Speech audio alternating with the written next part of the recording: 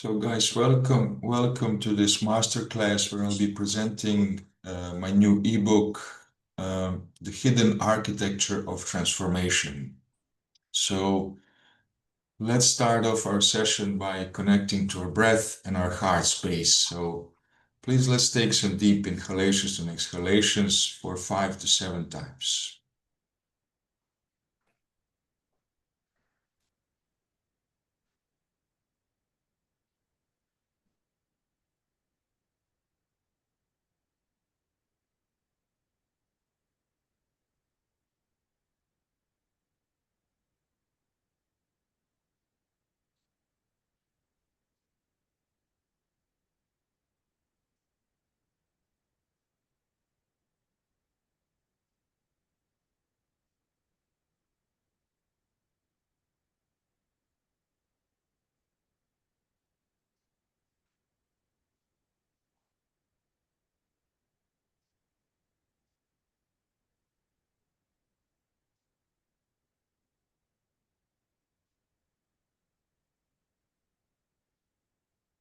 Okay, let's call in the 4 directions to join us here for protection and guidance. And we welcome Mother Serpent from the south. We welcome Mother Sister Jaguar from the west.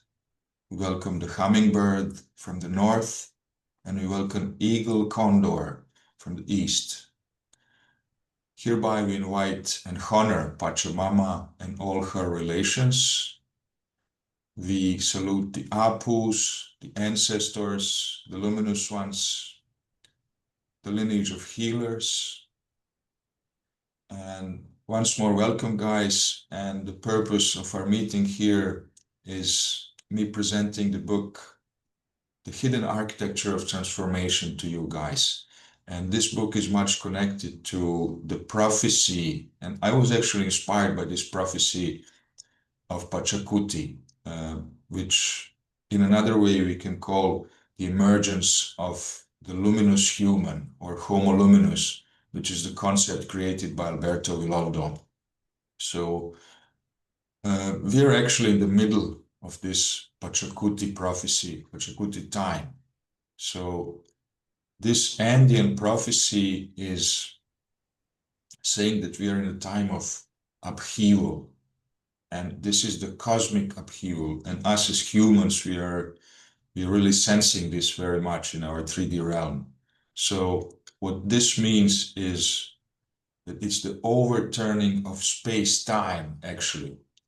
So this is kind of like the end of this world which we are in, and the emergence of another world. So in Quechua language, and I suppose you know this, Pacha means space-time or earth or time. And Kuti means to return or turning, the turn. So this is kind of like the crackling of these familiar structures that we are used to in the world, both the political and sociological, and also the familiar stuff for us in this world that we grew up in. And it's kind of like these radical changes that are happening. They're also opening this door of possibility for us as humans, so that we can evolve into this human which is more luminous, which is more connected to our nature of light, which we also are, and you know that we are made of light and vibration.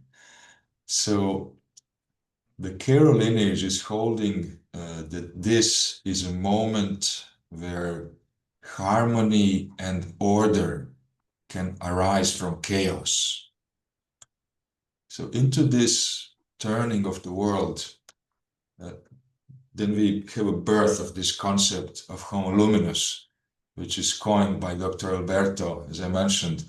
And you know that after decades of studying Amazon and the Andean shamanic traditions, so he proposed that the new human is arising from within, and not through this incremental evolution, but evolution within our generation, because times are critical now, and the creation and the nature is kind of calling upon all of us evolve together, to save our beautiful planet and our children and their children as well. So this is this notion that this is a quantum leap within our lifetime, actually. So this old predatory Western myth of dominion is going to end by this Pachakuti, and Homo Luminous is going to step into cooperation and sustainability, and also this implementation of the feminine mythology and the sustainable earth-centered wisdom.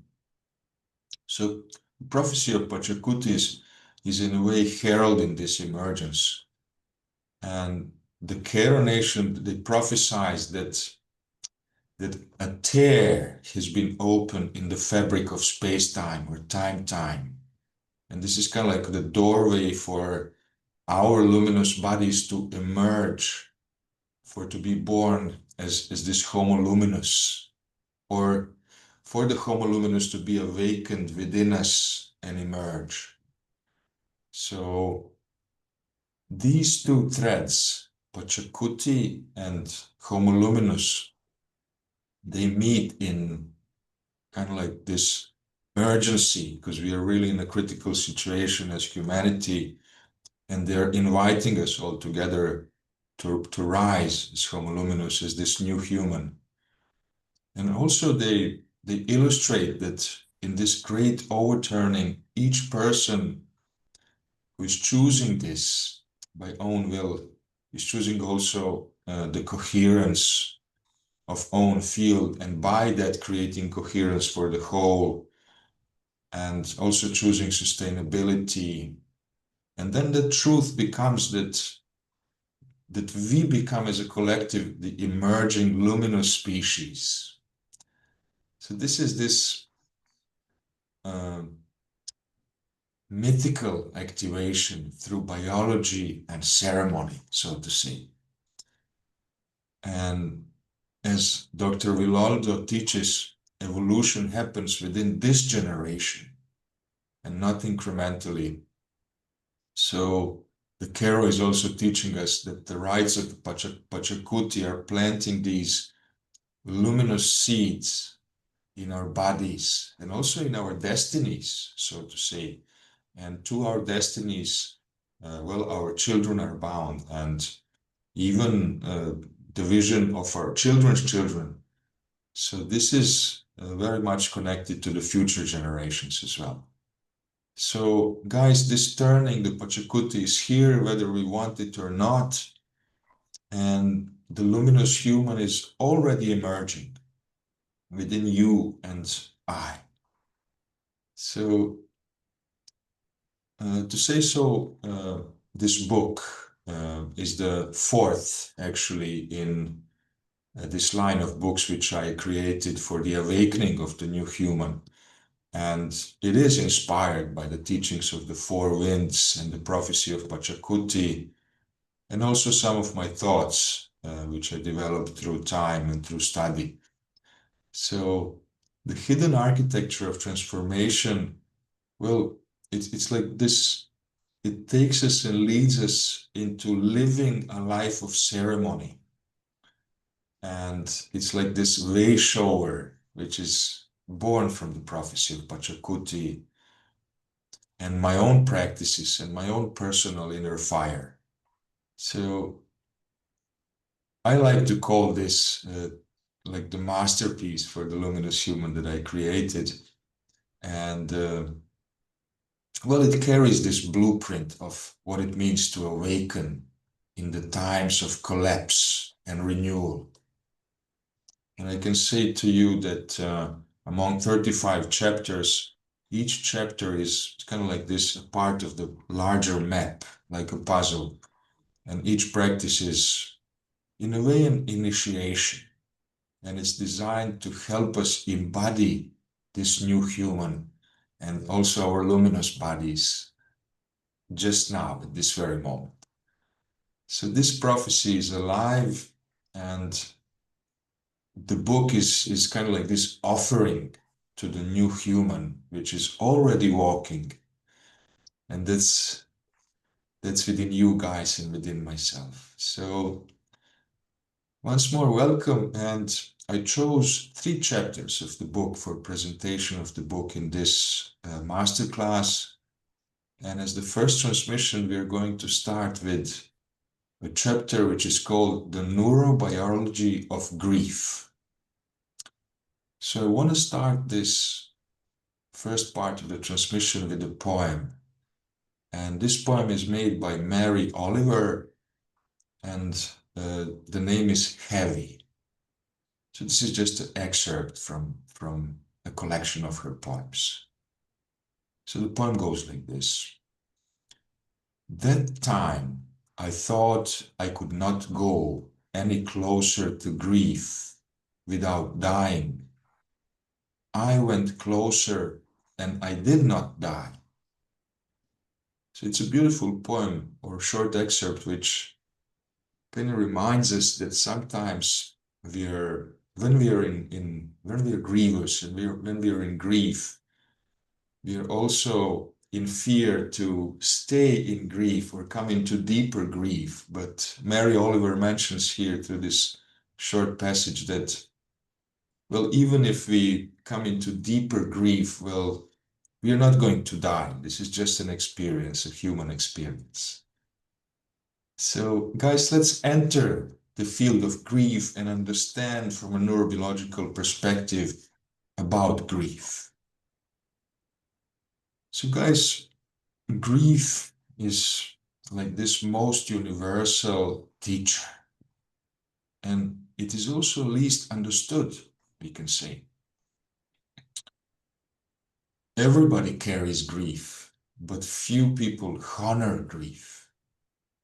And in our culture, well, grief is often rushed or pathologized or silenced. But in the body, in the nervous system, well, grief is not an error. It's not an illness. It's nothing wrong. Grief can be seen as intelligence. And we can also say that grief is but love, which is reorganizing itself after rupture. So let's make a few examples. When a loved one dies or when a dream collapses, well, then the world cracks open and our nervous system enters survival mode. So the limbic brain, which is this kind of seat of emotion and memory, it's really lighting up like fire when we are grievous.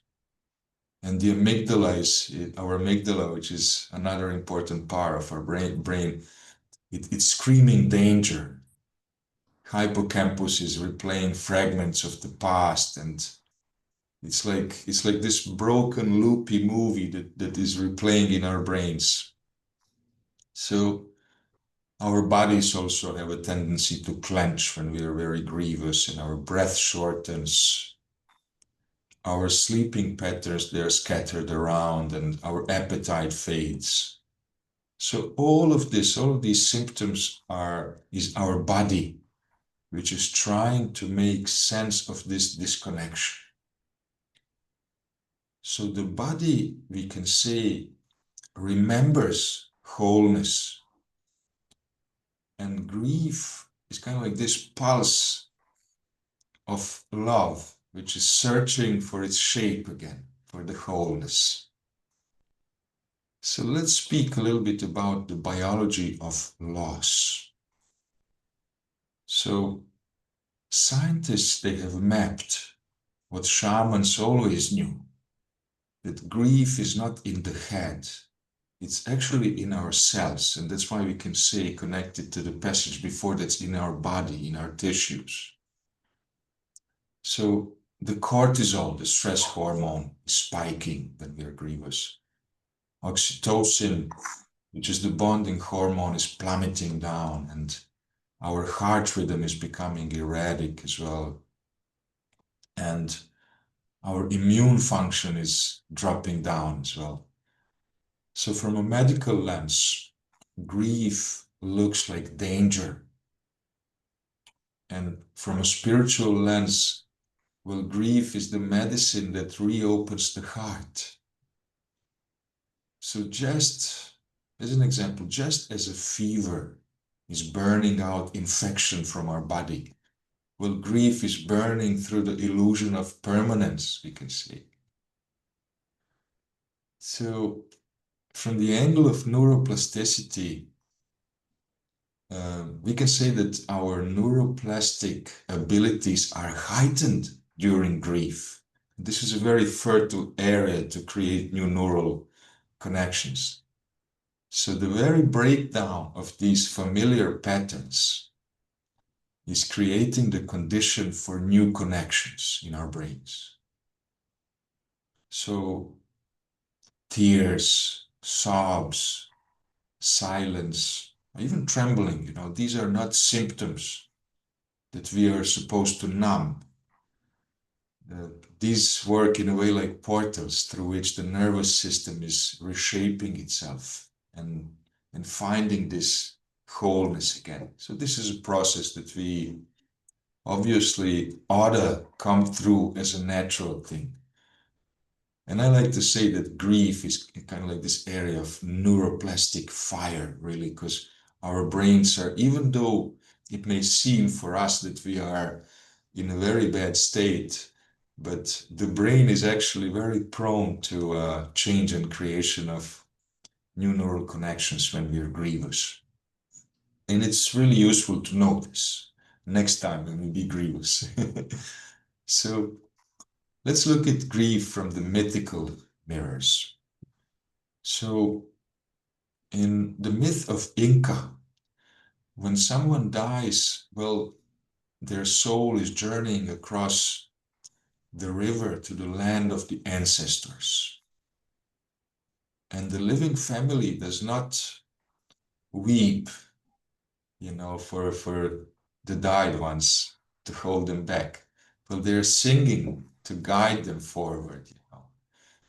In Egypt, for example, grief was ritualized through something called Tears of Isis, whose lament was said to flood the Nile, and it was bringing fertility to the land.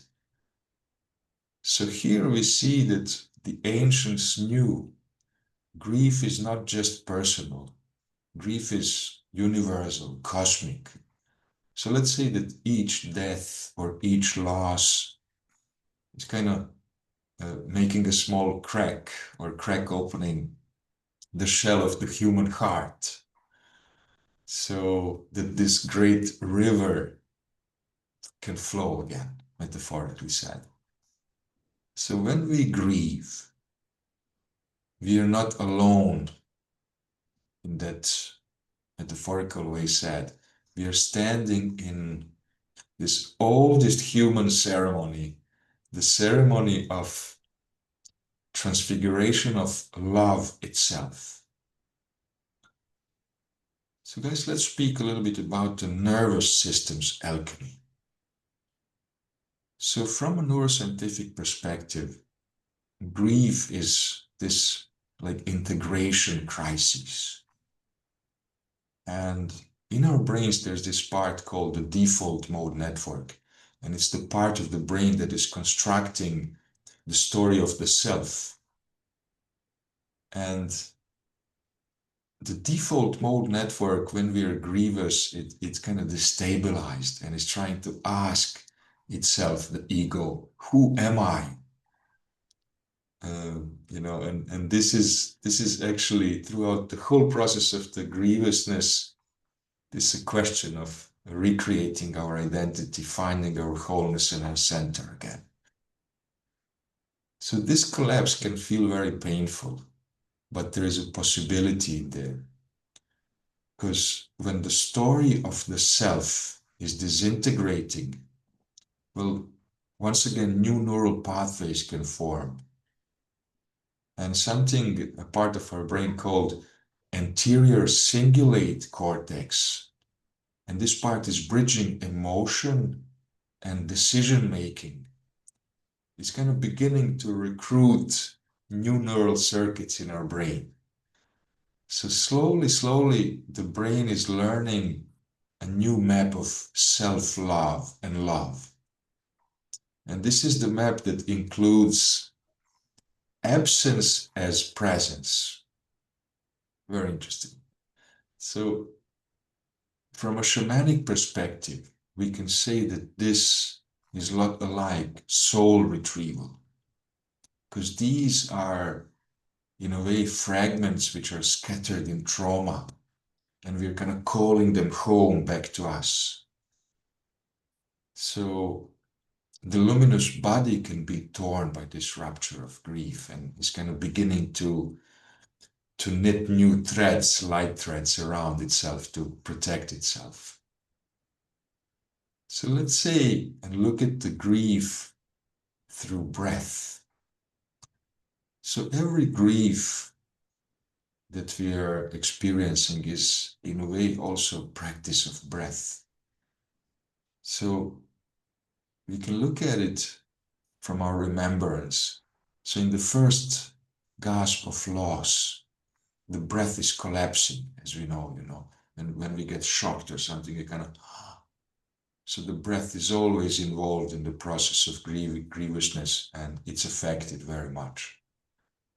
So in healing, when we heal, for example, the opposite, well, the breath is deepened, and we are much more aware to stay connected to these very deep inhalations and exhalations, which also then is feeding our brains with much more oxygen and stabilizing our immune system.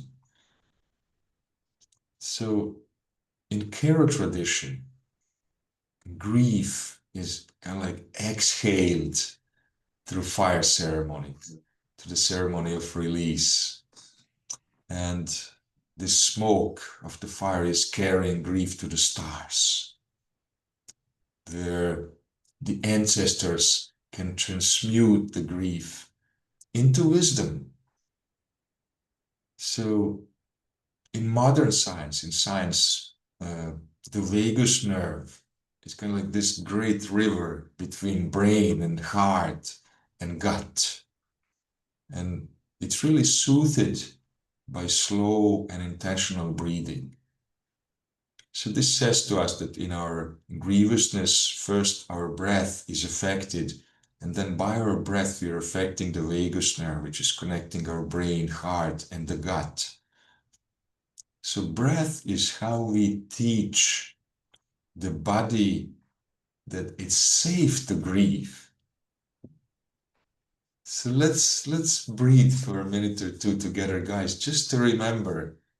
Breathe with me, please, for a few rounds. And let's imagine when we inhale that we remember love, and when we exhale, we release love. So let's do this for a few rounds, please.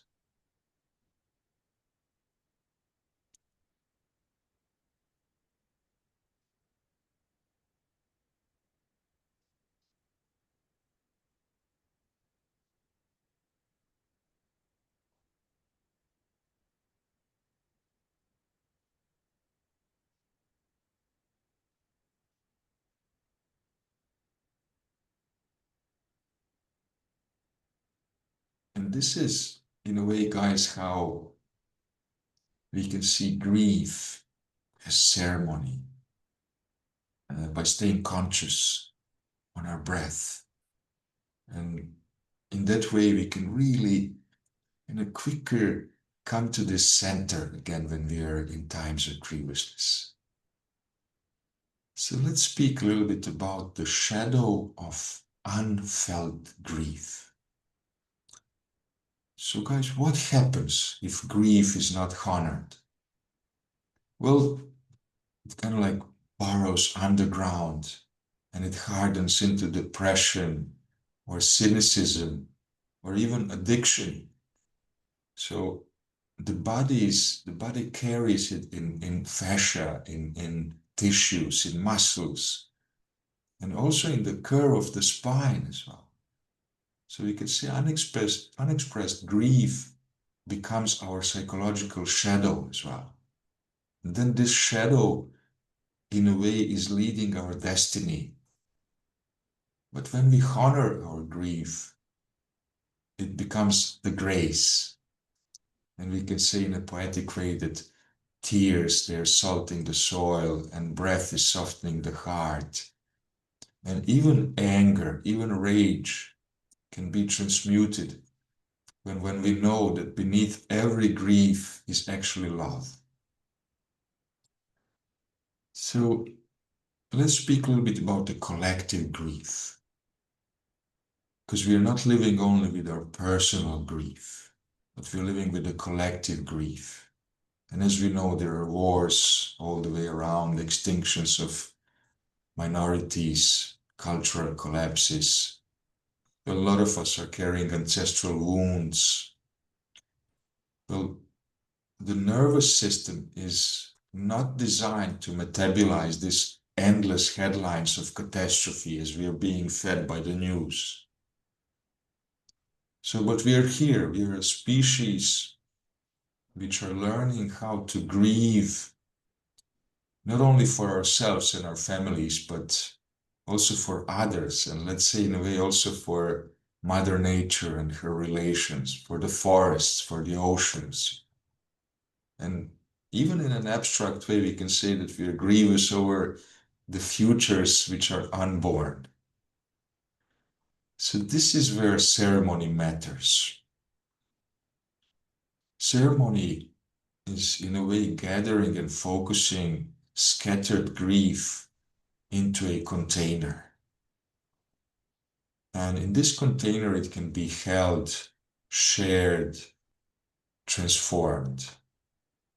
So let's say a funeral or a fire circle, well, or a masterclass such as this. Well, these are not unnecessary things or luxuries. We can call them survival technologies for the new human. So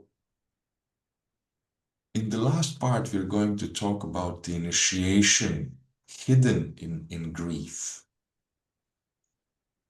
So grief is not a punishment, guys. It's truly an initiation. And every initiation is requiring 3 stages. And this is separation, liminality, and return.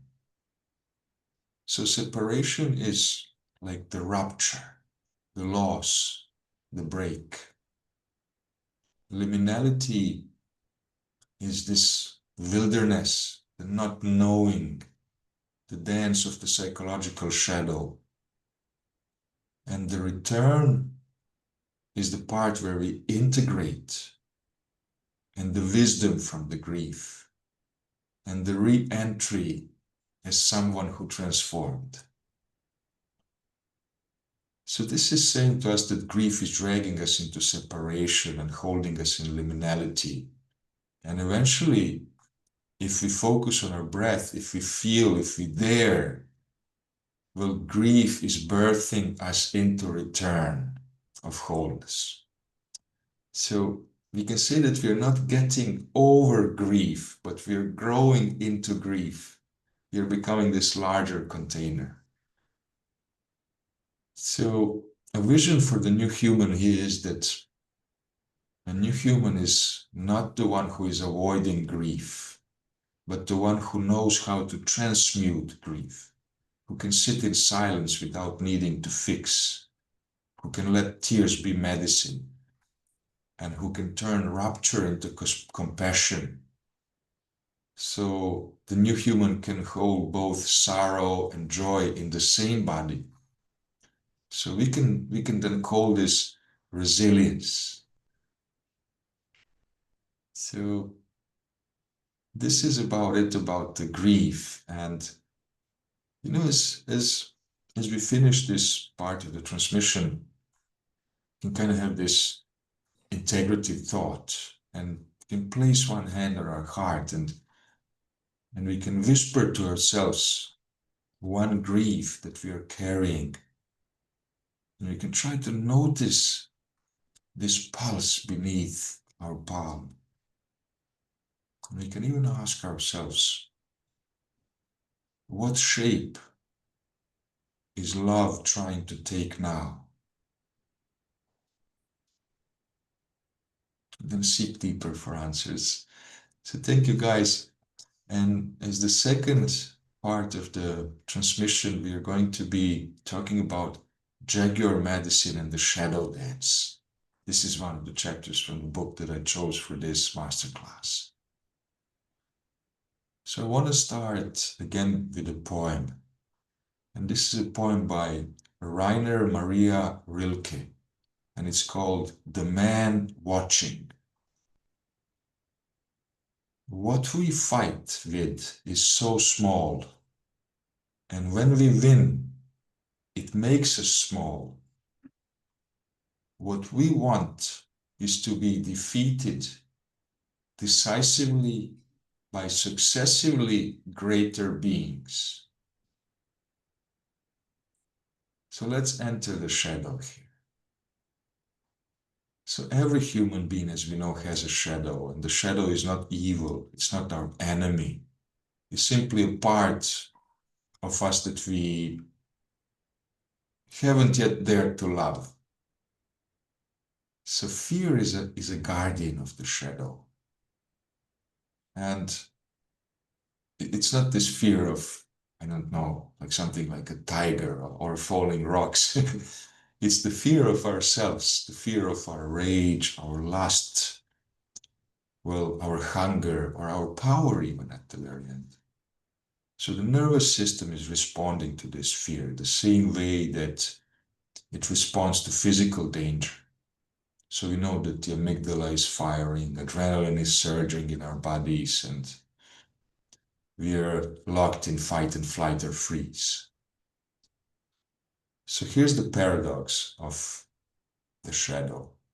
So the shadow is not trying to destroy us in this moment. The shadow is trying to liberate us. It's trying to find its way out to the light.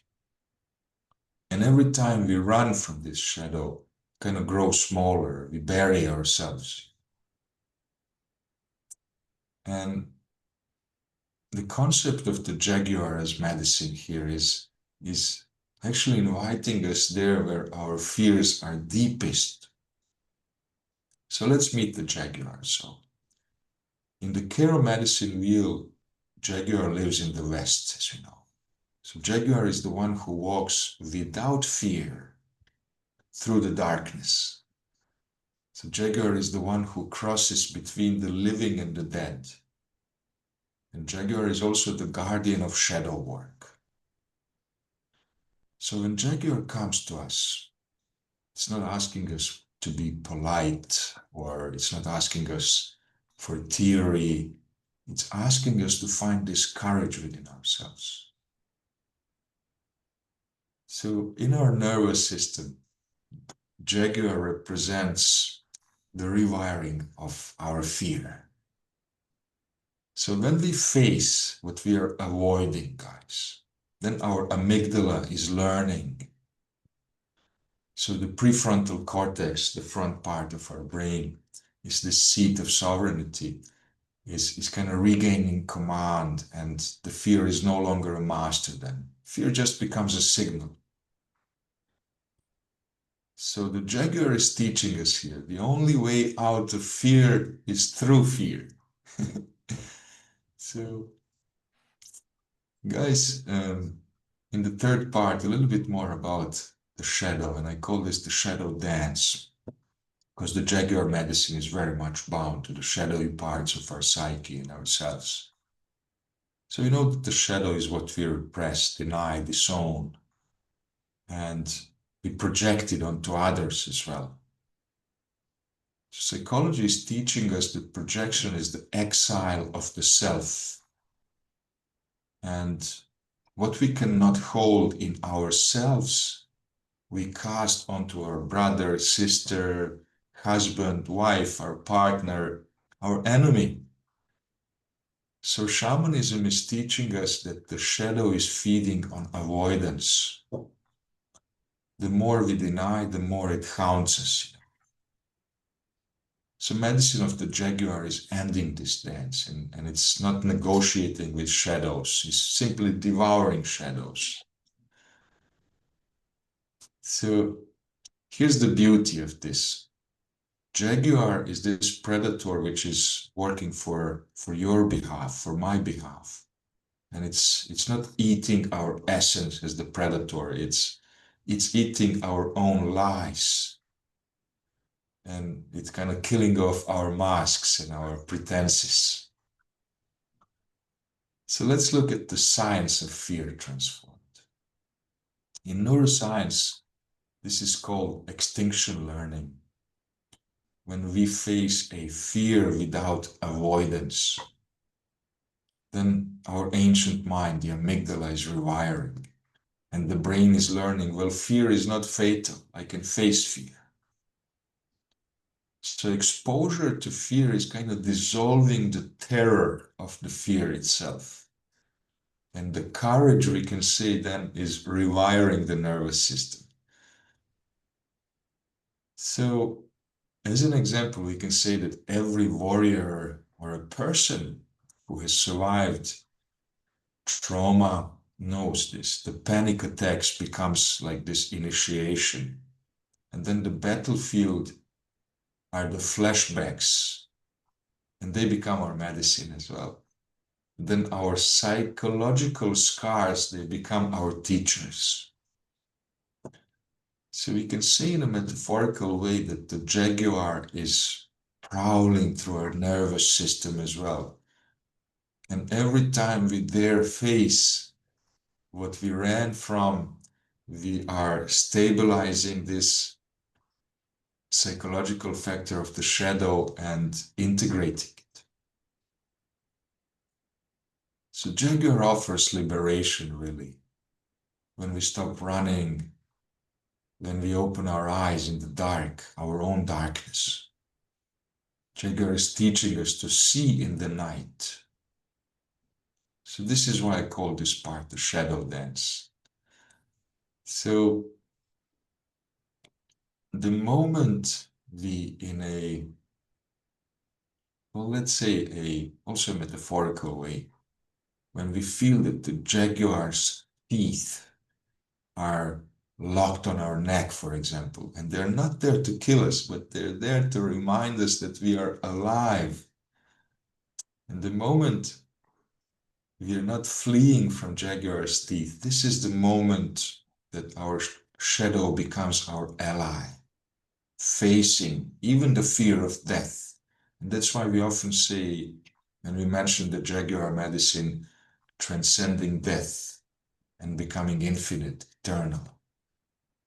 So jaguar medicine is actually courage, and it's transmutation of fear into sovereignty. In psychology, they call this integration. In neuroscience, it's called resilience. Well, in shamanism, I like to say it's walking in beauty. So let's look at this notion of the initiation in the West. So the West is the place of endings. So the sun is setting in the West. The old is dying in the West. And the shadows are rising. But West is also the place of rebirth, as these seeds are germinating in the dark, and souls, they're crossing into the next world. So we can say this is connected to the new human, the Homo Luminous, which is being forged in this fire of endings. So guys, Jaguar is the gatekeeper of this passage. And to enter the West, well, we cannot carry our illusions anymore. We cannot carry our masks, because Jaguar is going to devour them and eat them at the gate.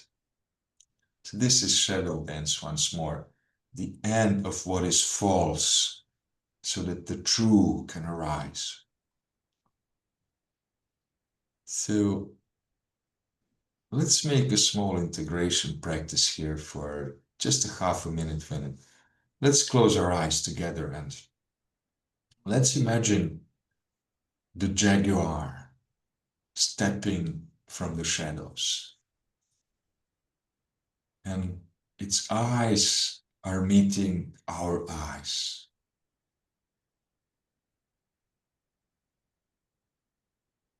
And now let's ask ourselves, what part of me does Jaguar guard?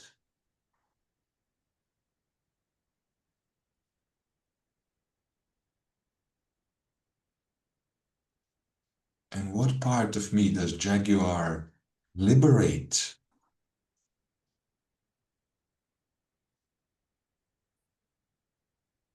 Let the answers arise for a few breaths more. And don't try to think, just listen. It will come to you. Whatever image or word arises, trust it.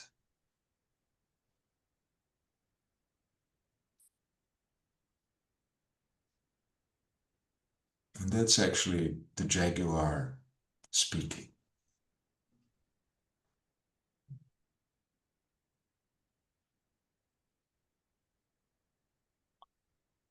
So, guys, Jaguar medicine is not promising any comfort, but it's promising freedom.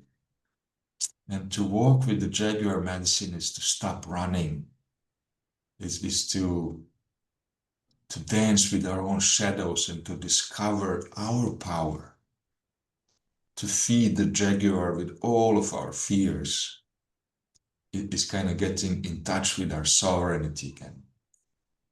So Jaguar is not outside of us, it is us.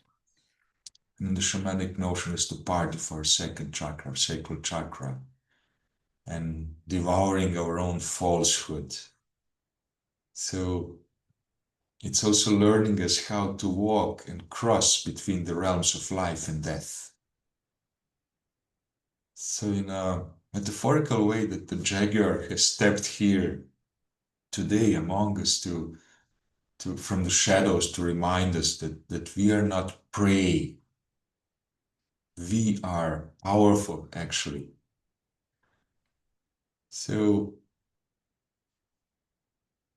the third part of the transmission, guys, another chapter from the book, is love as frequency. And let's start this with a poem as well. This one beautiful poem by the Sufi poet called Hafiz. And it's called Even After All This Time. So even after all this time, the sun never says to the earth, you owe me. Look what happens with a love like that. It lights the whole sky. So let's enter the frequency of love after this poem. So love, as we know, this is like the highest current, the highest frequency in the field. And love is not a sentiment. It's not only a romance or affection. It's a frequency. So we know that our body is electromagnetic, and the heart is creating this electromagnetic field. It's like the generator of this field. So every beat of our heart is sending out a wave, and that wave is carrying information. So if we are in fear, well, the heart then becomes chaotic, jagged, incoherent. But if we are in love, gratitude, joy, well, then our field becomes radiant and coherent. So we can say that love is coherence, love is resonance, and love is frequency. So let's bring science close to this. We mentioned this before in some of the sessions before. The heart's field is shifting instantly with our emotional state. So when we feel anger, shame, grief, well, the field gets kind of disordered and messy, and our nervous system is scattered. But when we feel love, gratitude, appreciation, the field is getting aligned and coherent.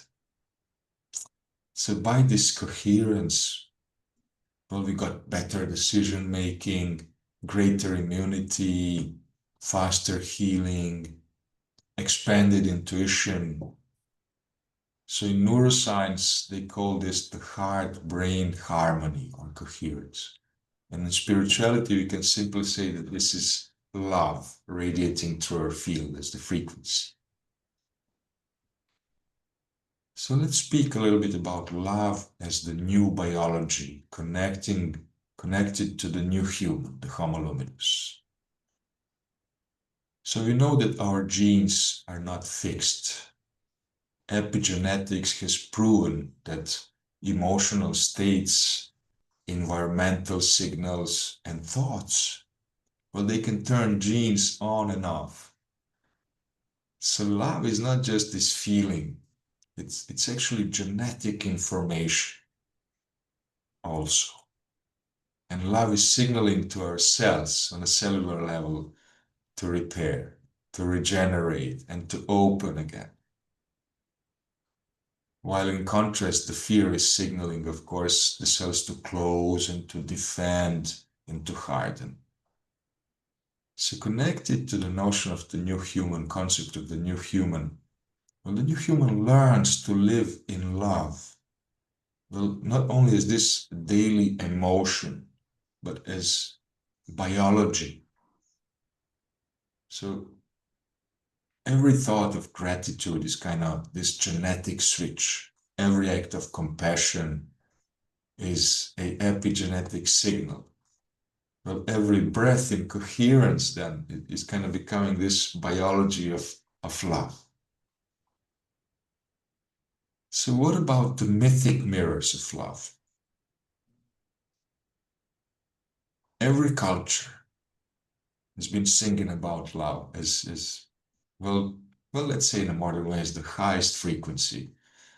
And as Hafiz, the Sufi poet, which we read a poem from in the start of this third part of the transmission, well, Hafiz and Rumi, they wrote of love as the force that dissolves separation.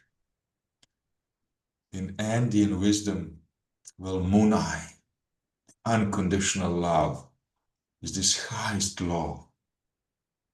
Well, in Christian mysticism, the word is echoing that God is love.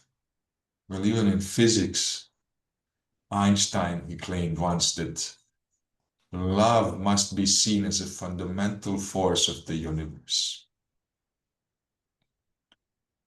So then we can say and conclude that the shamans, the poets, the mystics, and the scientists, they all circle around back to the same truth.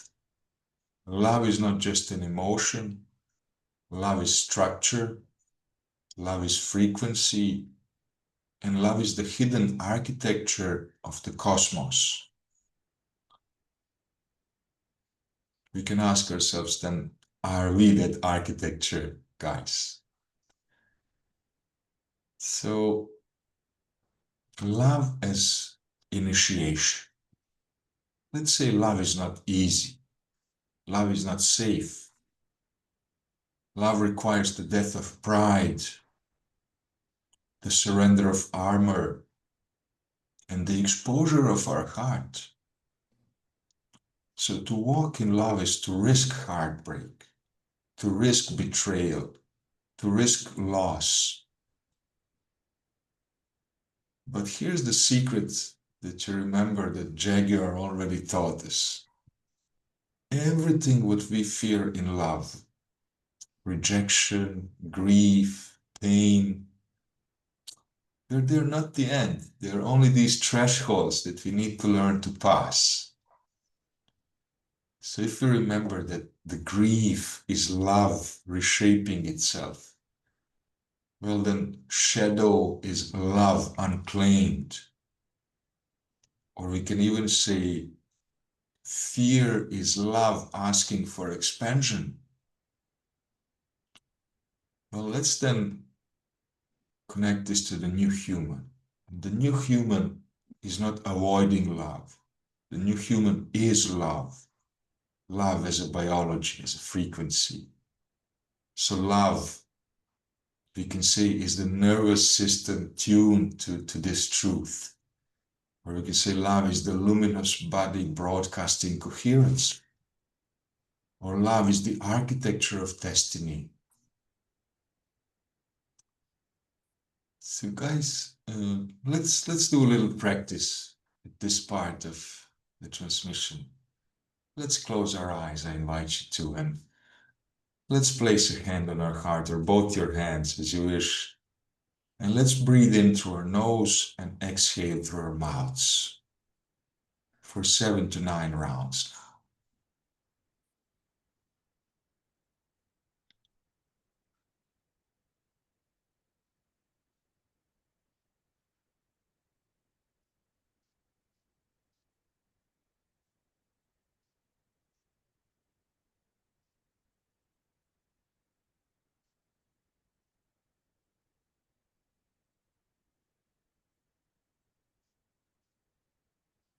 Now let's recall a moment of pure gratitude.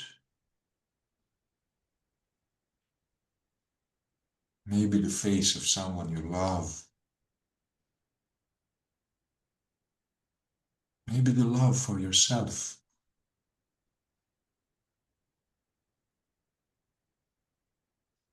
Or maybe the love for the breath that is moving through you now. And let's feel this and amplify this. And let's allow it to swell in our chest.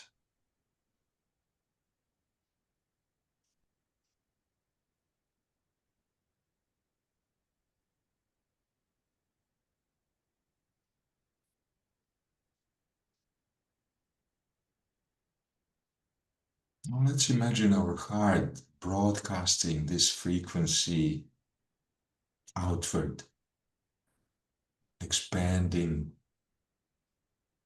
beyond our skin, beyond our home, and beyond this call.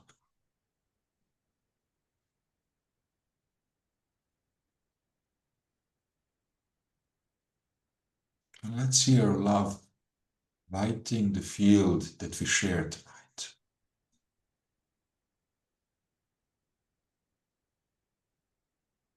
And let's hold silence for a while we breathe it in.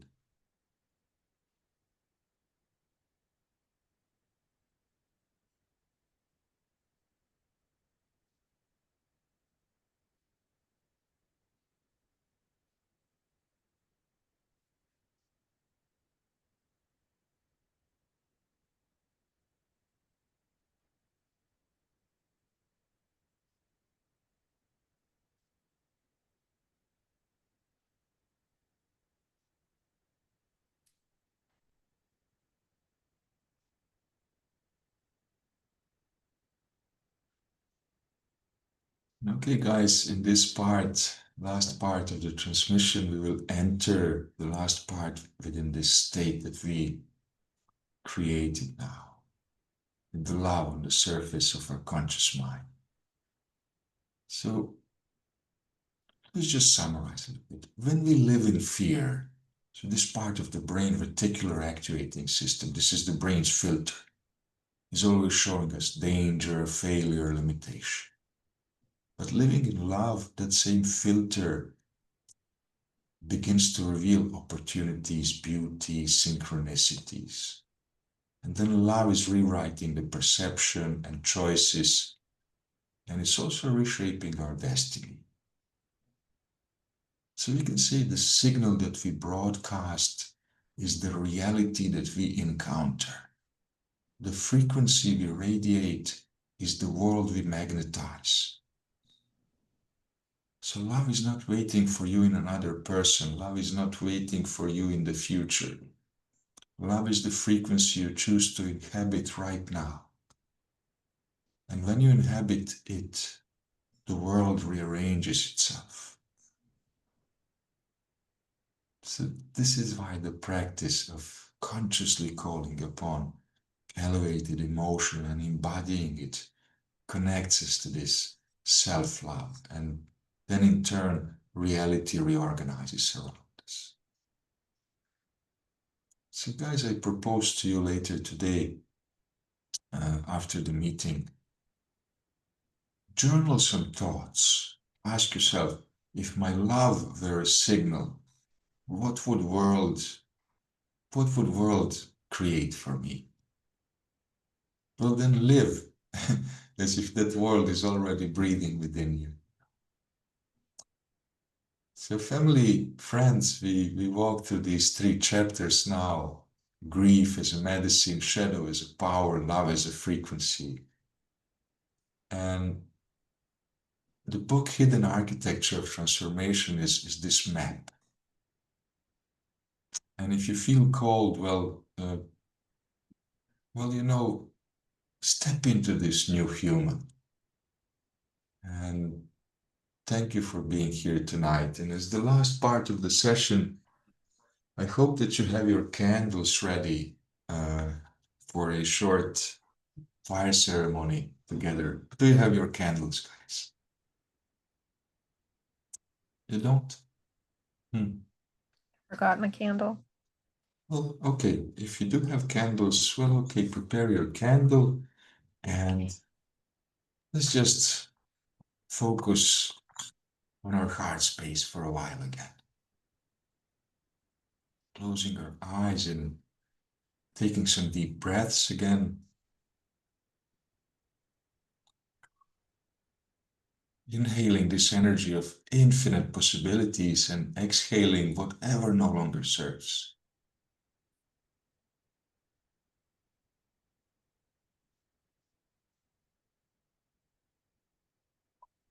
Breathing in this energy, the frequency of creation itself, and exhaling into presence.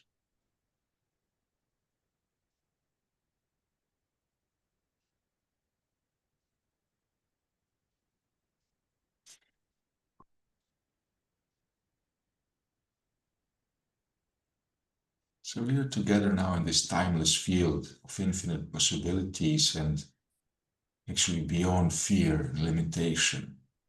And from here we can choose this path for the collective as well, and for Mother Earth and for all her relations. In this luminous future of unity, coherence, abundance, and radiant life for all. So now we stand before the flame here, guys, and I hope that you prepared your sticks or a piece of paper, as I call them, life arrow and death arrow, and we're going to be both releasing and calling upon today. So let's begin by feeding our 3 centers. We will start with the Lankai. This is our sacral chakra, our second chakra. So let's pass our hands gently over the flame and connect to this second power center of ours called Lankai.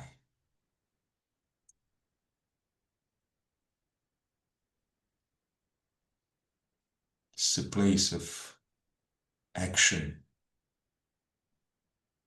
It's a place of radiant vitality, the right action, and the strength to walk our path, and our connection to the medicine of the jaguar.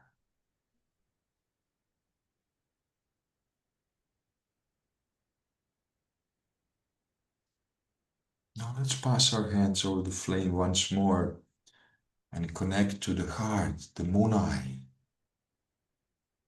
It's the power of unconditional love.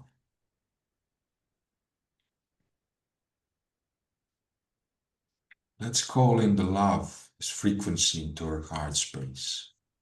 Compassion, gratitude,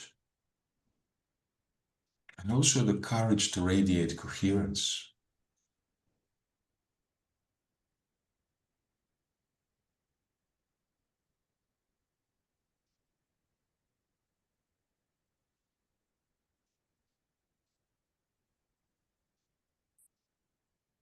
Guys, let's pass our hands over the flame once more and connect to our 6th power center, 6th chakra, Yachai.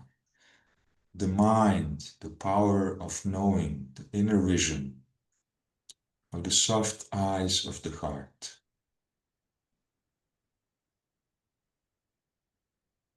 And let's call in clarity, wisdom, and vision.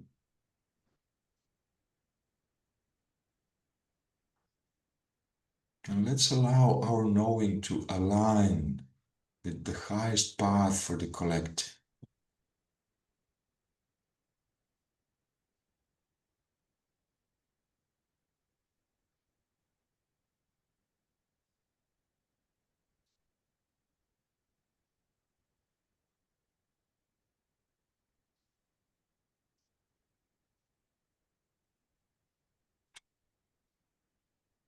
Thank you, guys. And now I hope that you have your stick now, and let's hold our stick together. And firstly, let's whisper or blow into the death arrow everything that no longer serves.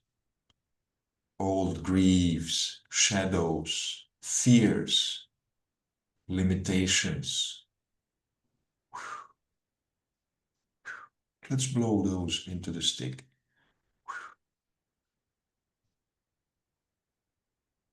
Release.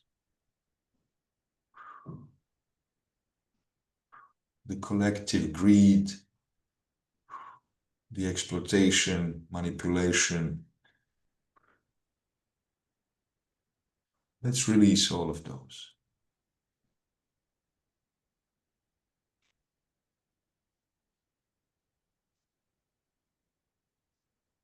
All those limitations that are in the way of the collective joining in the quest of becoming a new human, Homo Luminous. Let's blow those into the death arrow.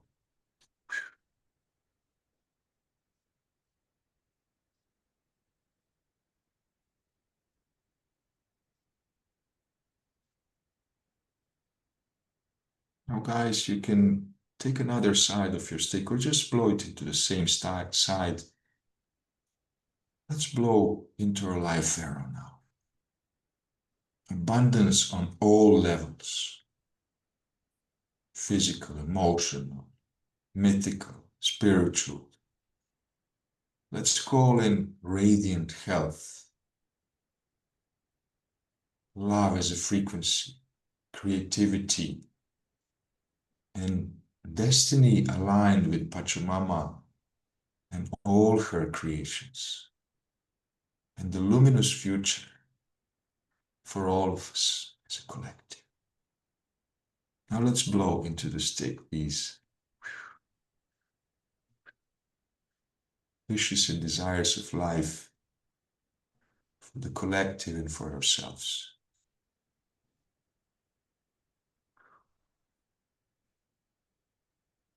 Blowing in some joy into the stick as well, and sealing it with our breath.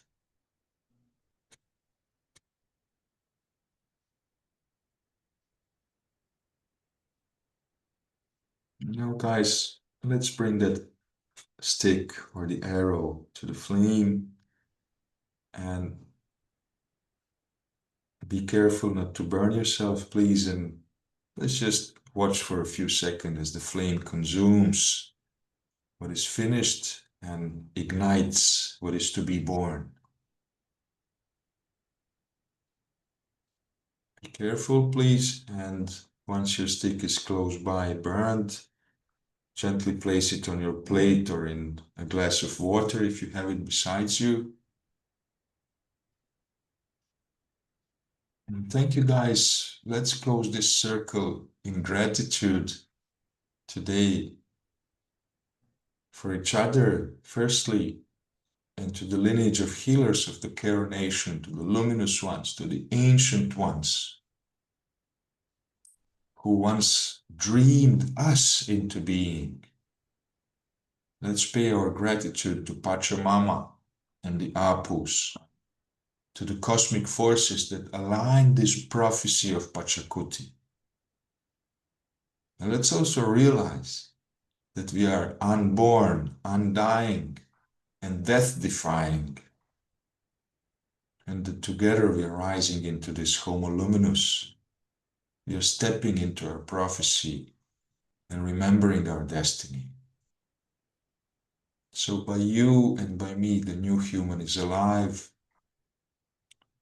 Thank you for being here today, and I will see you in the field. So the hidden architecture of transformation is also yours, and I will send it to you just after the session.